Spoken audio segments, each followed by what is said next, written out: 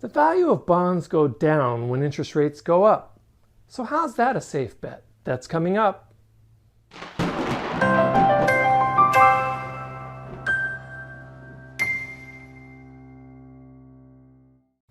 So why bother with bonds? The third reason is that bonds can be a safe bet. And by that I mean no surprises.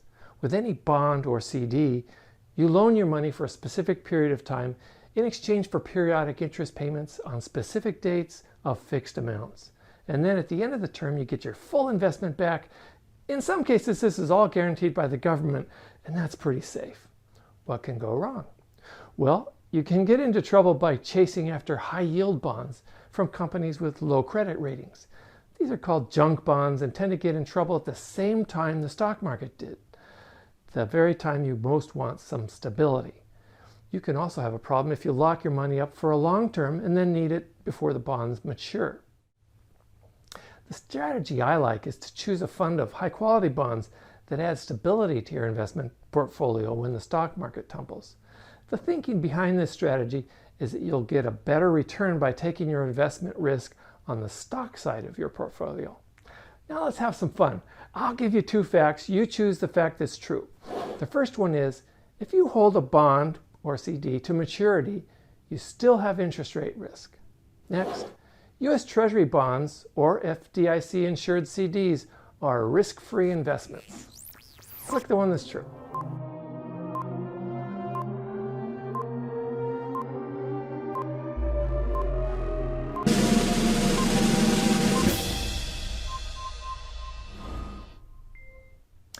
This one is false. They do have impeccable credit risk, meaning they will pay you exactly as agreed, all the interest payments, and then you'll get back 100% of your invested principal.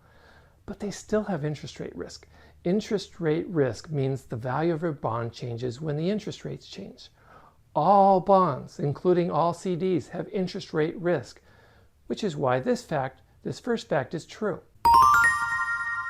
Yes, this is true, but it confounds a lot of people how you can have any risk from changing interest rates if you get all your interest payments and then 100% of your investment on the dates promised.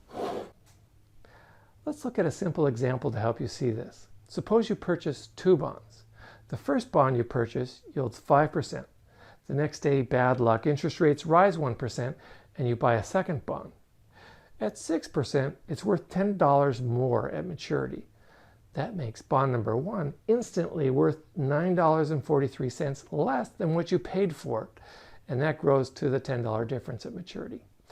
Another way to look at this is you would need to invest $9.43 at the new interest rate to be equal to that 10% additional that the second bond pays. Yes, all bonds have interest rate risk. So how can that be a safe bet? Because there was no surprises. You got exactly what you expected and what was promised when you purchased each of these.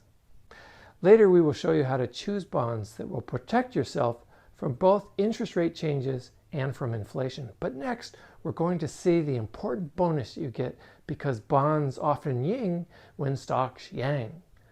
Let us know if this is helpful by giving us a thumbs up, and to subscribe to our channel, click here. Thanks for watching.